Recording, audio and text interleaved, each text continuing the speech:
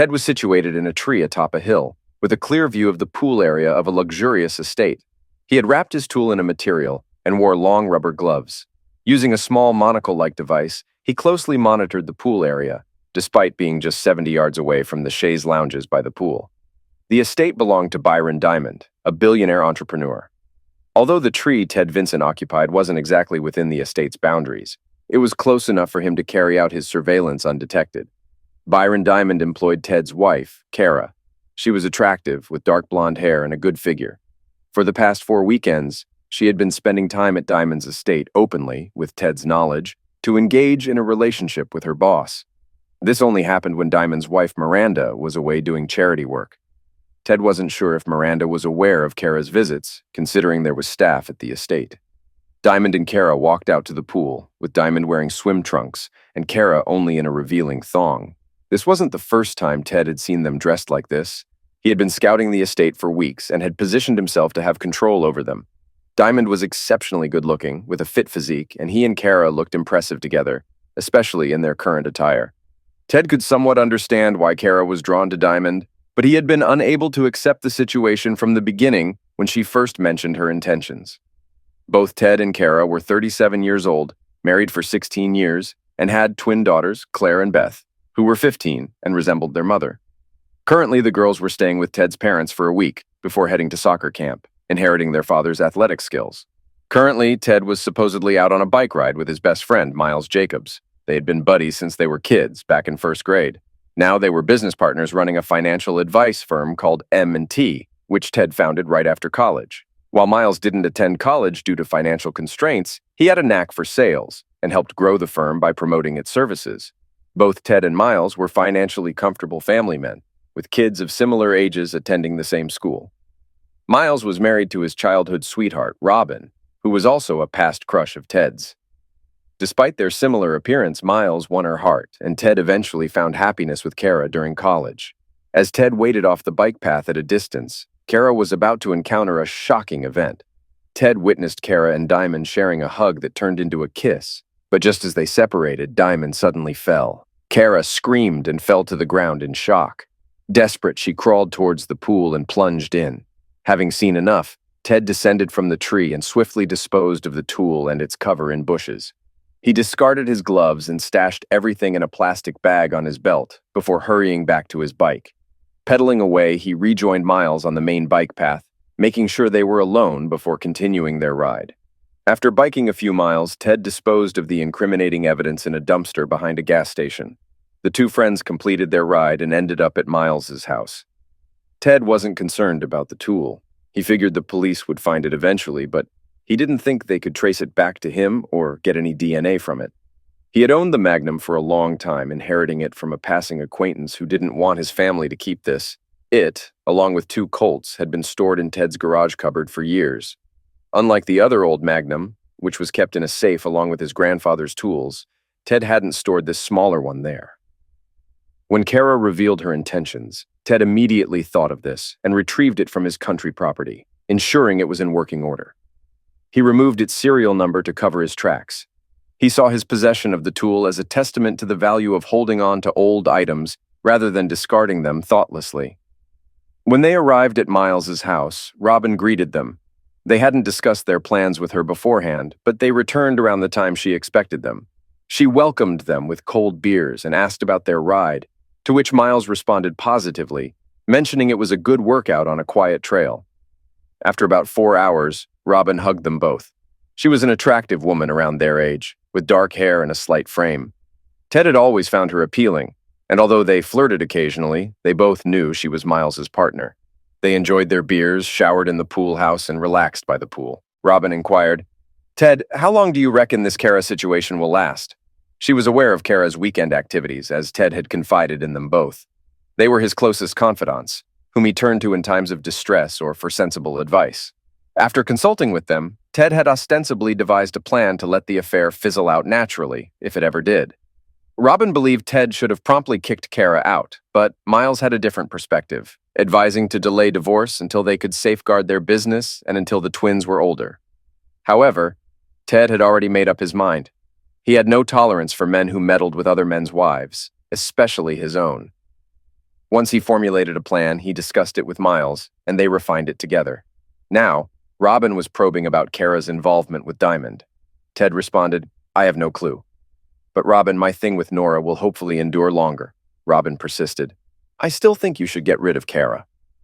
The relationship between Robin and Kara had always been lukewarm. Although the four of them socialized and their children got along, the mothers were not close. Kara had her circle of friends from the country club, while Robin had hers from the Democratic Party and book clubs. Despite their differences, their social gatherings usually went smoothly. Kara showed interest in Robin's interests, although both women had similar jobs as administrative assistants for most of their married lives. However, 2 years ago, Kara started working for Diamond, while Robin remained with her accounting firm. As they sat together, Ted pondered recent events, contemplating his reaction and why Kara had betrayed him. Despite working for Diamond for almost 2 years, Ted had been oblivious to any issues. Their bed life remained consistent, and Kara hadn't started working late or going on business trips. She usually attended the club on weekends, but often made it to the girls' soccer games when they were home. Ted, on the other hand, never missed any of their games. Ted was taken aback when Kara approached him one late night and said, "Ted, I have something to tell you. I hope it won't mess things up too much. I love you." Ted's reaction was immediate. He wasn't one to show his emotions easily. Most people saw him as stoic. Unlike his parents, who often argued and made up passionately, Ted had learned to remain neutral over the years, having grown up as an only child. Therefore, when Kara disclosed her plans, Ted remained silent, his expression unchanged. This didn't unsettle Kara. She had seen this reaction from Ted before. She continued, "Byron and I have developed feelings for each other. His wife is away every weekend from Friday to Sunday evening. I'm planning to visit him at his estate when she's gone, starting this Friday. I don't know how long it will go on. He might grow tired of me, but I feel like I have to do this, Ted." Ted remained composed internally as well. He knew immediately that he couldn't stop Kara and had no intention of trying. He also realized that Diamond's fate was sealed, as was their marriage. What he hadn't decided yet was what to do about Kara. He had always loved her, and she was a decent mother. However, he was aware of her self-indulgent and status-conscious tendencies, which had now reached their peak. Putting aside thoughts of Kara, Ted's mind shifted to the Magnum in the garage cabinet. After a brief pause, he smiled, thinking about the Magnum. His unexpected smile surprised Kara, and it was somewhat unsettling. She questioned him with heat. "What's so funny?" Ted reassured her with a smile. "Nothing at all." But that smile lingered, leaving Kara puzzled. She felt a shiver run down her spine at the sight of his smile. Ted rose from his seat and inquired, "Have you gotten intimate with this guy yet?" Kara hesitated before replying, "No, just some kisses. That's all so far." Ted declared, "I'll be sleeping in the guest house. Let me know when you're done with the rich boy. Then we'll figure out what's next." He then ascended the stairs to gather his belongings for the night. Kara remained seated in the living room, feeling discontented with how things were unfolding. Nevertheless, this was something she desired, and she was determined to pursue it. Although she longed for Byron, she felt lonely sleeping alone. It was only Wednesday, with one more night to endure. She eagerly anticipated her weekend with him. Despite her love for Ted and their life together, she had been feeling restless and drawn to her boss. She wanted him, and she was going to have him. She believed that she and Ted could handle whatever came their way. Ted mulled over various thoughts, finding it hard to sleep on Wednesday night. With the twins away for the weekend, he planned to do some reconnaissance and inspect the weapon. Perhaps he'd also have some fun. During lunch on Thursday, Ted visited a coffee shop where he often ate. Nora Hansen, a young woman around 25 with a fit physique and dark hair, was usually there. There was something about Nora that reminded Ted of Robin, both in her appearance and demeanor. Over the past few weeks, Ted and Nora had exchanged flirtatious remarks. However, before Kara's revelation, Ted had no intentions of pursuing Nora. But now, Nora was already seated when he entered the coffee shop on Thursday. Instead of his usual spot across from her, he sat next to her in the booth, a change that caught her attention. Nora, no stranger to being hit on, was pleased by the shift. She had been leaving room for him for 2 weeks, hoping he'd take the hint. Despite knowing Ted was married, she found him tempting, especially since she was between relationships. Turning to him with a charming smile, she remarked, "Something's different today, huh?" "Yep. My wife's decided to mess around with her boss," Ted replied with a smile, his hand resting on her firm thigh. Curiously, she asked, "And?" "I was wondering if you'd like to go out for dinner and dancing Friday night," he proposed. "Oh, Ted, I'd love that," she replied, with the same charming smile and a hint of mischief in her soft voice. Feeling a bit giddy, Ted realized how silly he must look. She playfully patted his cheek as he struggled to contain his excitement. They exchanged numbers before parting ways. Returning to work, Ted couldn't shake the grin from his face, attracting attention from some of his colleagues, and even his wife, Kara, noticed his uplifted mood when he arrived home. Offering a peace offering of lasagna and salad, she anticipated Ted's reaction to her recent revelation. "Thanks, I'm starving," Ted replied, his demeanor noticeably lighter. Kara couldn't help but feel suspicious, wondering if he had already moved on. As they sat down to eat, Kara broached the topic cautiously. Tomorrow I'm going to his place," she began. Ted gave her a meaningful look, making an effort to communicate with her. "It's not too late to reconsider, Kara. I truly believe you'll regret this decision in the end," he advised, concerned for their family's future. She paused, noticing a change in Ted's demeanor. It seemed like a genuine plea, which momentarily stirred feelings of love in her, feelings she quickly pushed aside. "I need this, Ted," she stated. He smiled softly, replying, "I don't think we define need the same way, Kara." Clearing the plates, she made a hopeful suggestion. "I hope you'll join me in bed tonight." "No, like I said before. Come see me when you're done with your affair." "Then, maybe," Ted reiterated. Kara felt disappointed. She had hoped for a moment of intimacy to reconnect with Ted, but it seemed unlikely now. She realized she had shut that door when she confessed her intentions to him earlier. It left her feeling melancholic. As Ted prepared to head to the guest house, he paused, turning back to her with a final remark. "Maybe, Kara, but probably not." With that, he left. Sitting alone at the table, Kara contemplated her choices. It was becoming increasingly clear to her that her marriage was at risk. She had previously entertained the notion that things could return to normal once her affair was over, but now she recognized it as wishful thinking. If she proceeded with Byron, her life would undoubtedly change in significant ways, with uncertain outcomes. She almost decided to end the affair, but then she considered that even if she did, Ted might never view her the same way again. Accepting this reality, she resolved to proceed with her plans.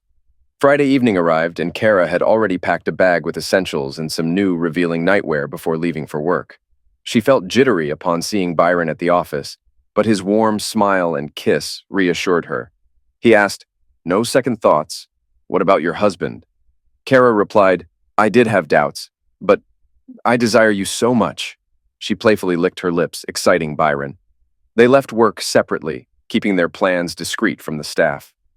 Kara reached the estate by 6 p.m.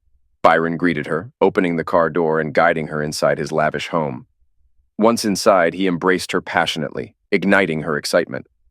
They proceeded to the stairs, where Byron attempted to carry her upstairs, but had to let her down halfway due to his lack of strength compared to Ted. Kara hurried up to the master bedroom, where the bed awaited them. Fully without clothes in front of a new partner for the first time since her marriage, Kara felt exhilarated. She found herself thinking that her feelings was as intense as what she had with Ted. Well, almost as intense. She was sure that later on they'd reach new heights. Byron was thrilled. He had conquered this married woman and had nailed her good. He knew that he was a better lover than any she'd experienced. Just knew it. Later, Byron proposed they grab dinner, offering robes for both of them. Heading downstairs, they found a small feast laid out, and Kara realized she was starving. They dined and chatted casually. Byron inquired, "Did you enjoy yourself?" A common question. Kara nodded, replying, "Absolutely. And you?" "The best." Kara burst into song. "Simply the best. Better than all the rest." Byron didn't recognize the song, looking puzzled. It was something she and Ted often sang together, and she felt a twinge of guilt for using it with Byron. After dinner, they returned upstairs and watched a romantic comedy in bed. Byron desired more intimacy, but Kara preferred to finish the movie first. Eventually, they made love again, using the missionary position. Kara was impressed by Byron's stamina, managing 3 rounds, though the third was less thrilling. Ted picked up Nora in his classic MGB convertible, a hobby of his. Nora was thrilled by the ride and Ted's dashing appearance in his blue suit. Ted had admired Nora's dark red dress, cut to impress. They dined at the upscale Willington Hotel, enjoying a fantastic meal before heading to a nearby dance venue with live music. Ted, an adept dancer, appreciated Nora's skill on the dance floor, finding her movements sensual. She reminded him more and more of Robin, albeit younger and a better dancer. They danced until suddenly they both felt like going somewhere else. Ted brought the car around, and Nora hopped in, making a bold suggestion. "Take me to your place, then let's have fun there." Ted drove carefully, sticking to the speed limit. 15 minutes later, he opened his front door for Nora, but they didn't make it past the living room. Nora did a quick strip for Ted, and Ted returned the favor. Then they stood, each staring at the other, until Nora jumped Ted and shoved him onto the couch. Yet Ted was able to keep from coming. He was always just on the edge, close but holding, vibrating. Nora had never experienced anything like that, and she had a nearly continuous series. Sometimes she chanted, "Oh God, oh God." Ted prepared breakfast while Nora watched him intently. She realized she was in love but was unsure about it. Still, she couldn't deny the feeling. As Ted served the eggs and toast, Nora finally expressed her feelings. "I love you, Ted. I had to tell you." Ted was taken aback but contemplated her words. "I think I feel the same way. It's surprising how quickly it happened." After finishing their meal, Nora asked, "What do we do now?" Ted grinned and replied, "What else?" Then he lifted her up once more. Kara and Ted's weekend escapades continued in the same manner they had begun. Kara was satisfied with Byron, who had given her numerous orgasms. Ted believed he was deeply in love with Nora. On Sunday afternoon, Kara and Byron solidified their plan to see each other again the following weekend. Ted and Nora started to contemplate how to proceed with their newfound connection. They scheduled a date for the next Friday, depending on Kara's plans, and agreed to meet for lunch each day. Ted dropped Nora off at her condo. Despite her youth, she could afford a nice place as a lawyer. Meanwhile, Kara drove home from Byron's place. Ted had just returned when she walked in. They exchanged looks. Ted had a smile on his face, which he quickly suppressed upon noticing Kara's reaction. "How was your weekend? Lonely?" Kara asked. "How was Richie Rich?" Ted countered. If Kara had been honest, she would have admitted, "He was exciting, but you're better." Instead, she simply replied, "He was great. I'm going back next week. The girls won't be back until Sunday evening." They ordered Chinese for dinner. Throughout the week, Ted met Nora for lunch every day. They planned to attend a concert on Friday and spend the weekend at her place. Ted and Kara's interactions during the week were mechanical. At work, Kara and Byron were discreet. At home, Kara hoped Ted would give in and be intimate with her, but he remained adamant. He slept in the guest house each night and spent his evenings watching baseball or reading, never with Kara. Essentially, he ignored her, a frozen marriage. When he retreated to the guest house, he would soon slip out the back and survey the Diamond estate. Armed with Google Maps and night vision goggles, he began mentally mapping out the layout. He also bought a sound amplification device with cash to eavesdrop more effectively. The following weekend, he and Nora enjoyed themselves, but she had a standing Sunday lunch with her parents. So their final encounter was in the morning before she departed. Ted then went to scout the Diamond estate some more. He frequently observed Diamond and Kara at the pool, where they seemed to spend much of their time. The directional device worked adequately, allowing him to overhear snippets of their conversations, which he found dull. During the third week, the twins were back home. They couldn't help but notice their parents' apparent separation. At dinner one Tuesday, Claire asked, "Mom, Dad, what's happening?" Kara replied, "We're facing some challenges, but we'll sort them out. Don't worry." Both twins turned to Ted for answers. He shook his head and disclosed, "The truth is, your mother has chosen to have a relationship with her boss. So, I've moved into the guest house. What happens next is uncertain." Kara was upset with Ted's directness, but didn't respond immediately. She murmured, "I felt like I needed a..." Beth interjected, "A new partner, it seems." "How could you, Mom?" Kara stormed off upstairs. Beth then inquired, "Are you getting divorced, Dad?" "I don't know. Everything's up in the air, but, can you two keep this between us?" They both agreed, promising to keep it confidential. "I've made a new friend. I'll introduce you this weekend when your mom is with her new friend," Ted informed them. Claire deduced, "You mean you have someone special you want us to meet, so it must be very serious, right?" "It could be.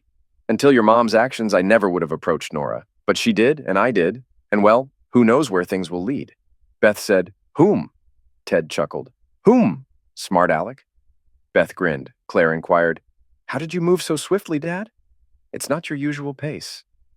"I had some familiarity with Nora from our lunch meetings. Maybe I was feeling uncertain or inadequate. I figured Nora might be interested in going out with me. Turns out she was." The girls fell into a pensive silence, prompting Ted to let them reflect. Eventually, he asked, "Anything else on your minds?" Claire questioned, "When will we get to meet her?" "I'll arrange something for this weekend. You have a game on Saturday afternoon, right?" "Yep. Maybe Nora and I will show up," Claire noted. "That's another giveaway, Dad. No hesitation about being seen with her even by our friends' parents." Ted wasn't surprised by their perceptiveness. He figured it might take them a bit longer to piece it all together. "Nothing's set in stone yet. I like Nora, but the situation is unpredictable," he clarified. With that, the conversation ended, and Kara remained upstairs, absent from the discussion. Meanwhile, on Friday, Kara returned to Diamond's estate. The weekend was pleasant, but she occasionally felt bored. Byron's preferences were more limited compared to Ted's. Kara attempted to introduce new activities, but he wasn't very open to them. He preferred missionary and doggy style, and wasn't keen on Kara taking the lead. Additionally, he wasn't enthusiastic about giving her oral pleasure, although he enjoyed receiving it. Furthermore, Byron's stamina was limited to 3 times a day at best, and he wasn't inclined towards cuddling. This left a lot of downtime when they weren't intimate. Since their affair was clandestine, they couldn't venture out, so they remained confined to the estate. Fortunately, they had ample space for outdoor activities like hiking, and they made frequent use of the pool. During that same weekend, Ted and Nora went dancing once more, this time at a local club. They ran into one of Nora's friends, Laura Blake, whom Ted met. Ted wasn't planning on hiding his relationship with Nora. They had a blast dancing, leading to Ted spending the night at Nora's place and leaving at 1 in the morning. The twins were awake when he got home. Ted greeted them in the living room with a wide grin, telling them they should be asleep since they had a game the next day.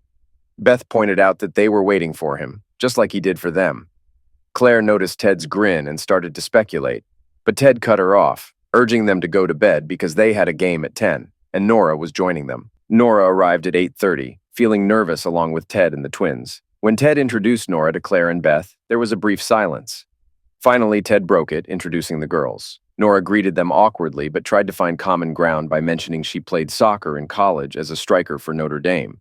Beth, intrigued, asked where she played, and Nora's response left Ted and the girls impressed. Beth had a soccer ball and rolled it to Nora, who skillfully lifted it with her foot and passed it back using her knee. This exchange brought smiles all around. Ted suggested they head to the game, where the girls showcased their soccer skills, usually teaming up at midfield to dominate the game. Ted and Nora watched from the sidelines, with Nora barely able to contain her excitement, bouncing up and down, drawing attention from other parents. The game was intense and thrilling. The opposing team scored 2 goals, but the home team managed to tie it with just 2 minutes remaining. When the opposing coach made a substitution, Nora tipped off Beth about their strategy. Beth intercepted the pass and scored a goal, securing victory. During the car ride home, Claire mentioned that people were curious about Ted and Nora's relationship, but Ted didn't seem bothered by it. They stopped for pizza, and then Ted and Nora spent time together at her place before returning with Chinese food for dinner. Eventually, Ted announced that he and Nora were heading to the guest house for the night, prompting Beth to jokingly ask them to keep it down. Nora laughed and assured them she would try her best.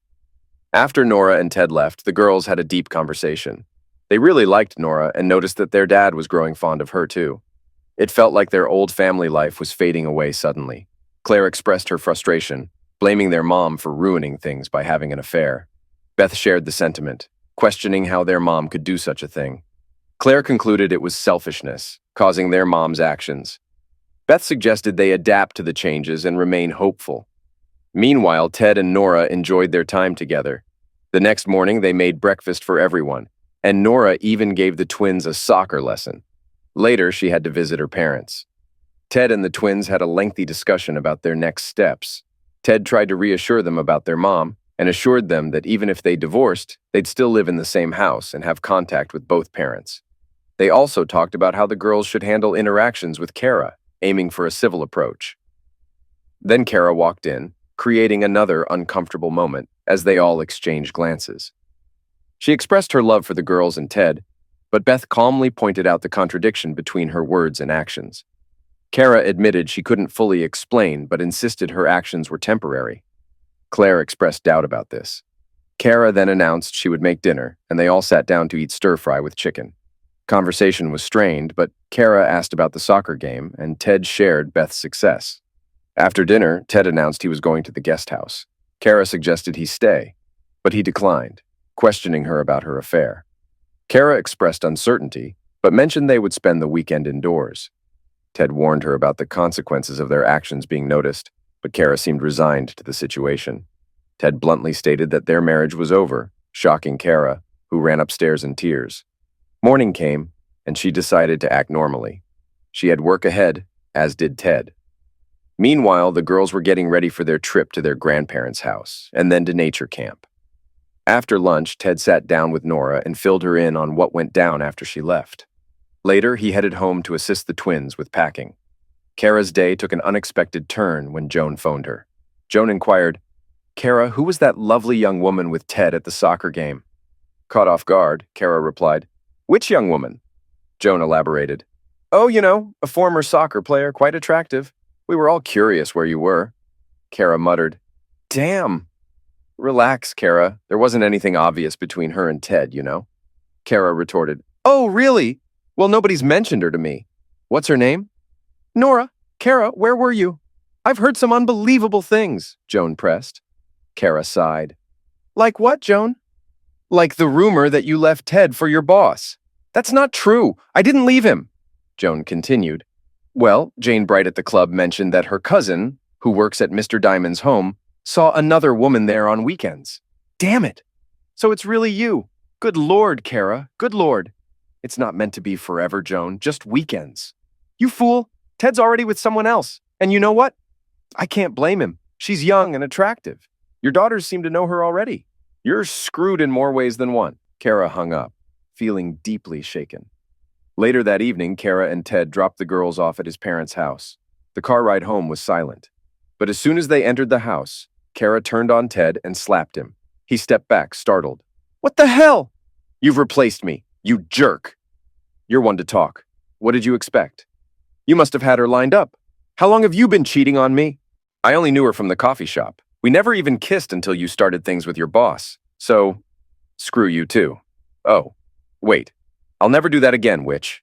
Kara stormed off, and Ted retreated to the guest house. Later, he slipped out the back, dressed in dark clothes. He found a good spot to observe Diamond, from a tree. Tonight, he planned to test out the sound device. He set it up and waited until he spotted Diamond and his wife on a terrace, sipping wine. When he tuned into their conversation, he overheard Diamond saying, "And it won't last too much longer. You have your boy toy." Miranda replied, "Only because you started it. This one's like the fourth or fifth bimbo."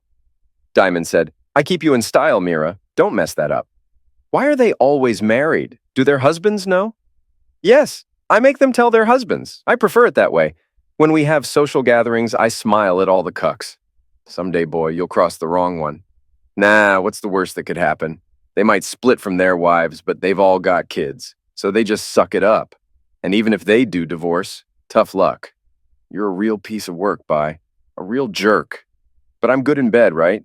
Miranda chuckled. "You think so? My Deshaun's better." "Ha!" Bull. Diamond laughed. Their conversation wandered from there. Ted climbed down and rode away. Until then, Ted had been thinking that getting involved with Diamond was unnecessary and risky. He had a plan, and he thought it could work out. But now he had Nora. Kara's affair had opened that door. Maybe, he thought, he should be grateful to Diamond.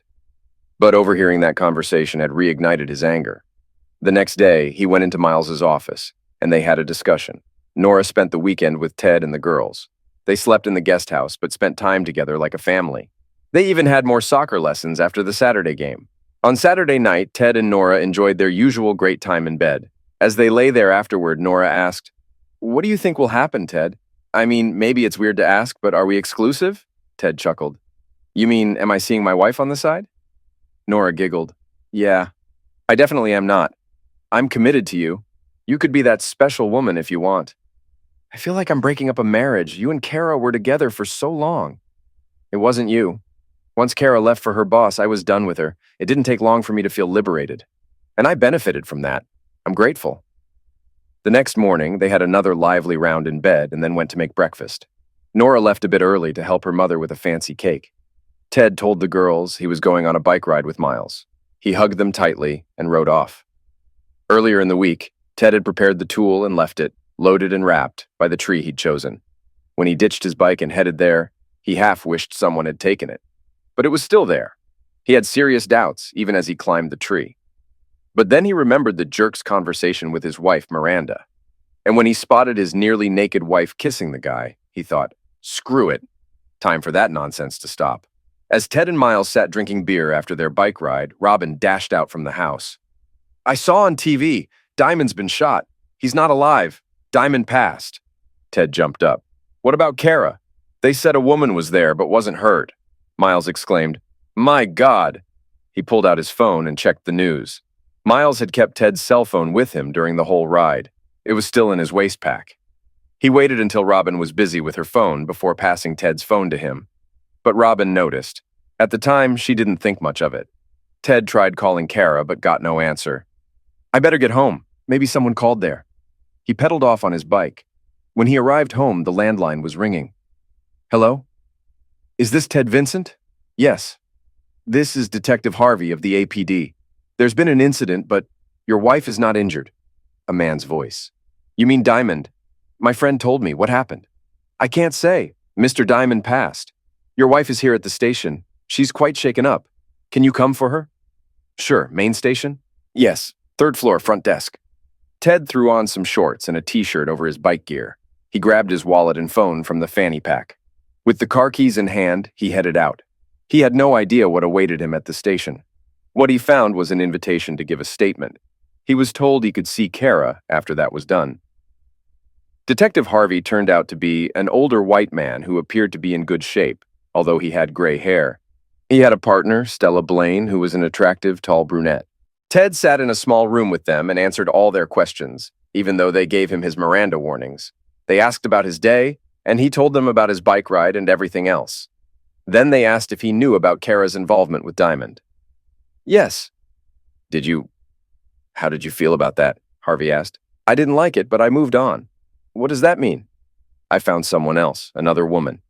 Oh, so you have an open marriage? No, she just said she was doing this, so I reacted. Do you own any magnums? Yes, I have a safe. We'll need to take a look inside that. Soon. All right, when I take Kara home, you can come along. The police gathered a lot of details about the bike ride, addresses, and Ted's other acquaintances. Then they left him alone in the small room for some time. The door was locked, and Ted just sat there scrolling through his phone. After about 15 minutes, Harvey returned and asked if they could examine the phone. Ted replied, I'll give you the number, but there are some work-related things on the phone that I don't want to be made public. Nothing illegal. We could get a warrant. In that case, you may have to do that. I expect there will be some limitations. He provided them with the number and agreed to let them clear the phone. They said it would take about 30 minutes, so he handed it over. Then they escorted him to see Kara. She was wearing a t-shirt and jeans, not her own, and looked frightened. Kara, are you all right? Ted asked. No. Oh God, he passed. I was right there, she replied. I'm sorry, Kara. As soon as they're done with my phone, I'll take you home. Okay, Ted. After a moment, she continued. Ted, I'm sorry about all of this, but we can talk more on the way home. He hugged her. Soon, the detective brought the phone and they left the station together. Once they were in the car, Kara asked, Ted, did you off him? No, I might not be sorry he got it, but I didn't do it. Kara looked at him intently. I know you. You could have, but then you found that girl. So, I just didn't do it. Did you see someone did that to him? No, I heard a shot. She started crying. Ted parked the SUV in their driveway, escorted Kara inside, and met the police as they arrived. He led them to the safe, where they inspected the tools and asked about the ammunition. They took a box of cartridges, but left the rest. As they stepped outside, Harvey turned to Ted and said, We'll be running tests on the Colts we found. You better get ahead of this, Mr. Vincent. I don't know anything about a Colt, and I didn't do it anyone, Ted replied. All right, we'll be in touch. Ted went inside to talk to his wife. Before that, he called Nora and filled her in on what had happened. She already knew some details. He asked if she could come over later once Kara was settled. He rang up his parents and the twins. They had a lengthy chat about what had gone down that day. One matter was whether the twins should still attend nature camp the following week. They all agreed they should, to steer clear of any potential trouble. They promised to keep in touch with Ted and Kara daily. Kara took an extended shower. Ted wondered about her state of mind. He figured that using up all the hot water might indicate some distress. Not surprising. He was waiting for her when she stepped out, wrapped in her robe. "It must be tough. Are you feeling better now?" he asked. She grinned. "Not quite, but the hot water ran out." "Yeah, I figured. What do you feel like doing?" "Well, maybe we order some pizza. I'm famished," Ted ordered, feeling a bit guilty about the pepperoni. But he thought some comfort food might help ease the tension. Kara eyed Ted across the pizza. "I've been pondering about you. I'm not entirely convinced of your innocence. Where were you today?" "I was out on a bike ride with Miles. I told the cops," he replied. "He'd cover for you." "Sure, but he doesn't need to. I admit I've got a temper sometimes, but I didn't do that to the guy." "He deserved it. You were right about that." "Are you considering divorcing me?" "Maybe. I mean, you really blindsided me, Kara. After all this time, you wanted some wealthy guy. I'll give you that he was good-looking. He sure was. But honestly, Ted, he didn't quite live up to his looks." "Sorry." "No, you're not." "True. I take back my apology." "You've got another woman, Nora. They say she's younger and attractive." "Yeah, she's quite attractive in a sporty way. She played college soccer." "And she quickly became your new love interest. I bet you were with her before I got involved with Byron." "No, it was probably around the same time. We went dancing first. Why do you want to know?" "I might lose my job. You're leaving me, I know it. I need to support myself, and we have the prenup. I won't let you go hungry, and maybe you'll find work." "Maybe. Miranda probably isn't too pleased with me." Ted's phone buzzed. It was Nora. He walked into the living room. Kara followed from a distance. She heard their declarations of love. If she had shoes on, she would have kicked herself. As Ted was telling Nora not to come over, Kara stepped into the room and said, "Let her come, Ted. I suppose it's time for us to meet." 30 minutes later, the doorbell rang, and Ted welcomed Nora in. Kara was now dressed in the kitchen. She looked weary but still attractive. The two women stared at each other for maybe a full minute. Then Nora said, "I'm sorry for what you're going through. You must be really shaken." "Thank you. I was. This whole situation is messed up. You took my husband." "You left him, not my fault." They stood about 10 feet apart. Ted positioned himself to step in if needed. Kara was trembling. She started sobbing again. Nora approached her and hugged her. Kara cried on Nora's shoulder. Ted was surprised by this interaction. Nora sat Kara down on the couch, maintaining contact. There was space for Ted, and he sat next to Kara, embracing her as well. Kara's sobs gradually quieted. She sat up a bit and asked Ted, "Is the hot water ready?" "Yeah, it is." She went for another shower. After she used up the hot water again, Ted gave her a pill and she fell asleep on their bed. Ted and Nora decided to stay in the guest bedroom. They didn't want to leave Kara alone in the house. They watched the news at 10, and Diamond's murder was all over it. Apparently, Diamond had affairs with many married women, most of whom worked for him in some capacity. So, Ted wasn't the only suspect. Later, on CNN, they mentioned that some people might have had business motives to get rid of Diamond. Online, there was talk that Diamond's wife might have been involved. Ted turned off all the media after 11. He and Nora got into bed. At first, neither felt like having closeness, but Nora was silent. Ted woke up early and checked on Kara. She slept until 9, then took a shower. All three of them were at the breakfast table by 10, enjoying pancakes cooked by Nora. Nora's phone rang, playing Mozart. She answered, and it was the police trying to arrange an interview. Nora asked Kara and Ted, "Should I have them come here?" Kara nodded. "We can get an update." So, at 11, Detectives Harvey and Blaine arrived and took Nora into a private room to get her statement. It took about 25 minutes, and then they all reconvened in the living room. Kara inquired, "Is there any news about who did this?" Blaine responded, "Not yet. There are many people who could have had a motive." Harvey added, "Including you, Mr. Vincent." Ted retorted, "We've already discussed this." "Yeah, well, thanks for your cooperation, all of you." They left. Robin called. She informed Ted that the police had come by to take statements about he'd done. They were polite, but thorough. Ted said he'd catch up with Miles at work. The three of them were unsure what to do next. Nora asked, "Should I leave?" Kara replied, "No, I understand. Ted might want you to stay." Ted nodded. They all sat out on the back patio, sipping coffee. Kara was starting to act more like herself, but there was a sadness about her. Ted and Nora anticipated more challenges ahead. Kara mentioned, "I keep replaying the scene of him bleeding out. He never moved. I wonder if I'll always have that image in my mind." Nora chimed in my psychology class about grief, they said that those images stick around the longest, but Eventually, they fade and mix up with other memories over time. Kara nodded thoughtfully. I sure hope so. Ted inquired, have you heard anything from work yet? No, I was directly under Byron. I haven't heard anything from him, but I did handle some business stuff for him. I let some things go through and managed other matters myself. Whoever takes over will need someone like me. Nora asked, any idea who that might be? My guess is Miranda. I know what's in his will because I witnessed it. She inherits everything, except for a few things for his mom. Ted added, do you want to keep working there? Yeah, like I said, I need to support myself, you know? Ted glanced at Nora. Well, until you get back on your feet? Kara inquired. Did you two stay in the house last night? Nora nodded. In the guest room, Kara expressed, I hope that continues for a while, until I get settled. There was a double meaning in her statement, and both Ted and Nora picked up on it. Ted reassured, things will figure themselves out, and the girls will be back next week for a bit. Kara asked Nora, I heard you went to their game. Yeah, it was thrilling, Kara admitted. I feel so foolish. He had a string of women. He manipulated all of us.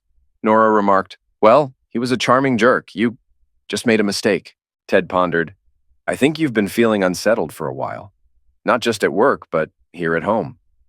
Kara reflected, that's true. I'm not sure what triggered it.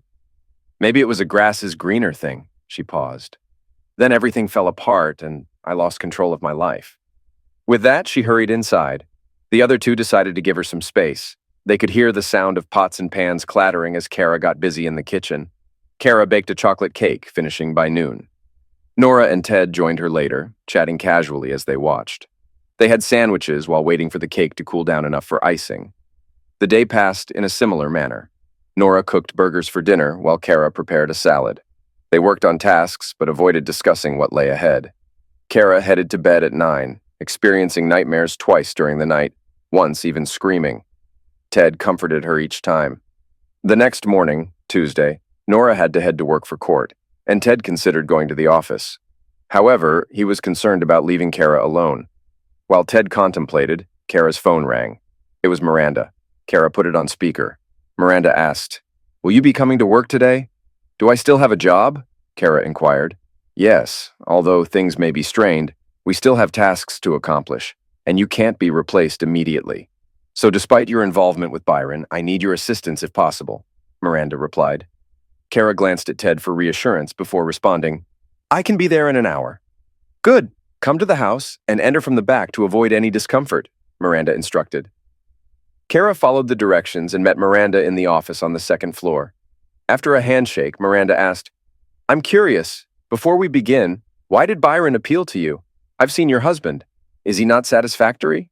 Kara replied, No, he's wonderful, but Byron seems so impressive. Yes, he may have appeared that way, but he wasn't as good as he seemed, Miranda remarked. Kara agreed. I understand he was adequate. At best, he tended to disappoint. Perhaps you hadn't reached that point yet, Miranda suggested. Maybe, Kara acknowledged. Let's get started, Miranda concluded. The two of them spent the entire day catching Miranda up to speed and making arrangements regarding Byron. However, the body was not yet available for disposal. At 6 p.m., Miranda glanced up and proposed, Want to stick around for dinner? We've got more to do afterward. Sure. Back at home, there's Ted and his companion, Kara replied. I've heard. Is she attractive? Miranda inquired. Yeah, and young. He slept with her the first night after I left, Kara disclosed. So they're a couple now? Miranda pressed. Seems like it. My daughters seem to like her too, Kara confirmed. Miranda gazed at Kara and suggested with a smile, Well, if you need some relief, I can offer one of my boy toys. They know how to satisfy. Kara blushed and responded, Not just yet, Miranda. Just give me a heads up. You know, now that we women are in charge, maybe it'll be the guys who have to step up. Any preferences? Miranda teased. Well, if it comes to that, I'll take a boy toy. I don't want to mess up any families, Kara remarked. You're too kind, Kara, Miranda commented. They ate dinner, and Kara departed for home around 9:30, having received a significant salary increase from Miranda. Ted and Nora were curious about Kara's experience at work, especially given the awkward situation. Kara recounted her day and the tasks she'd been assigned. She also mentioned her raise. I won't be dependent on you guys anymore. Looks like I can support myself. Kara remarked, her expression less than cheerful. I'm, Ted began, but Kara cut in. You know, Miranda offered me one of her boy toys if I ever need it. I declined, for now, Kara shared. Nora gasped. Really? What do they look like? Ted felt a tad irritated by Nora's curiosity, but remained silent. I have no idea. I didn't even know she had any, Kara admitted. For the next 6 weeks, Kara put in long hours working 6 days a week for Miranda, either at the office or at her house. They accomplished a lot during this time. About 2 weeks after the incident, Ted initiated the divorce process, which came as no surprise to Kara or the twins.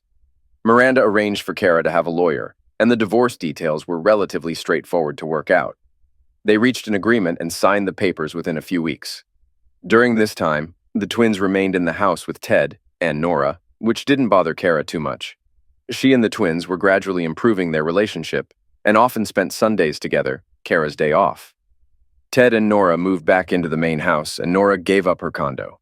She took on a quasi-mom role with the girls, and the situation became increasingly comfortable over time. One night, after a satisfying session of intimacy, Ted proposed to Nora, asking if she wanted to get married. Nora was initially taken aback, but then agreed, expressing her desire to have children. Ted reassured her and joked about the prospect of diaper changing again. They shared a kiss, and 6 months after the incident, they tied the knot. Nora became pregnant 2 months later.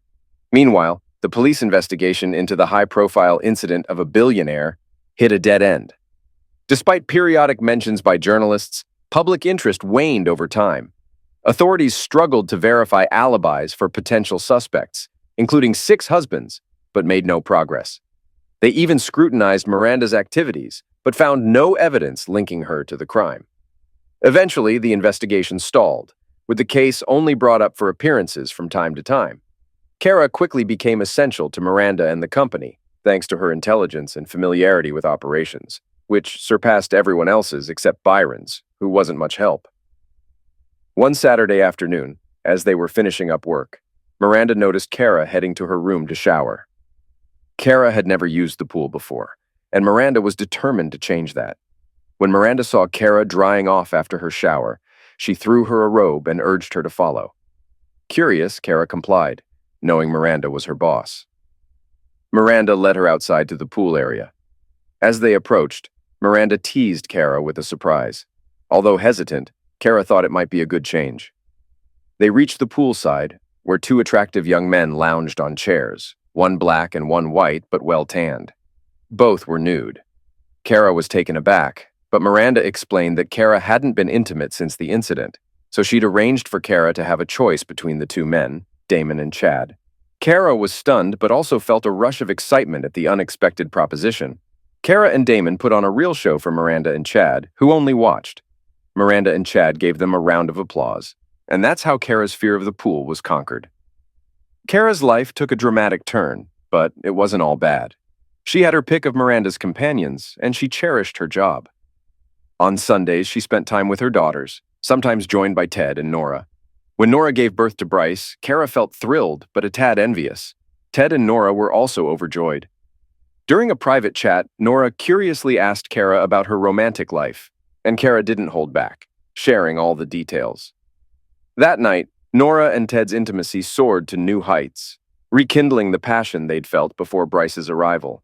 Occasionally, Nora and Kara had heart-to-heart talks, which Kara viewed as a way to make amends for her past mistakes, a kind of family service. Soon, baby Nikki joined the fold.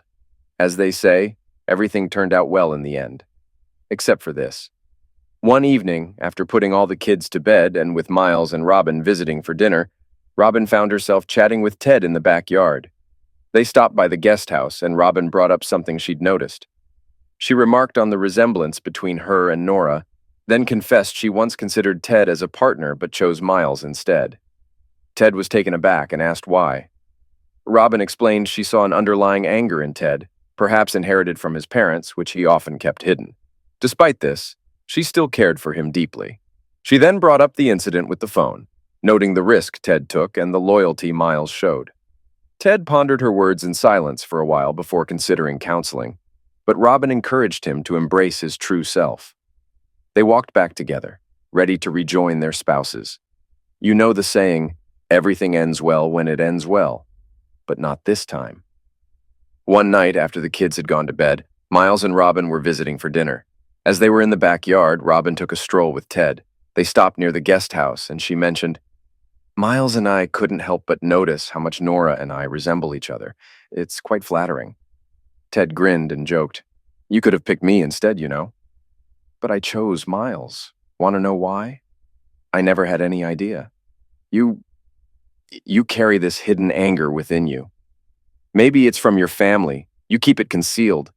But I still love you despite that. It's just a part of who you are, always present. Maybe, I guess. I don't usually dwell on it. But I do. Sometimes. Yet you've built a good life for yourself and your loved ones. And for Miles and me as well. But Ted, I noticed Miles passing you your phone after your bike ride. I saw it. I didn't immediately understand its significance. You both took a big risk, a really big one." Ted stayed quiet for a while, gazing at Robin. He finally said, "Maybe I should consider counseling." Robin grinned and responded, "No need for that. It's just who you are. It always will be. And don't forget, Miles and I care for you no matter what." They walked back together to rejoin their partners.